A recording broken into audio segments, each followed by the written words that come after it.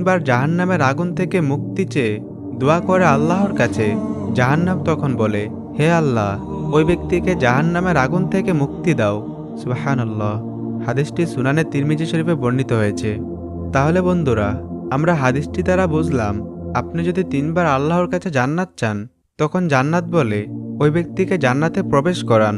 আবার আপনি যদি তিনবার জাহান্নাম থেকে মুক্তি চান, তাহলে জাহান্নামও বলে, হে আল্লাহ, ওই ব্যক্তিকে জাহান্নামের আগুন থেকে মুক্তি দাও।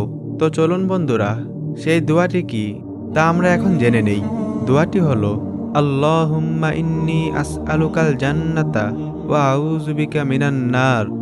দোয়াটি আমি আবারও বলছি, আল্লাহুম্মা ইন্নী আসআলুকাল জান্নাতা ওয়া আউযু বিকা মিনান নার।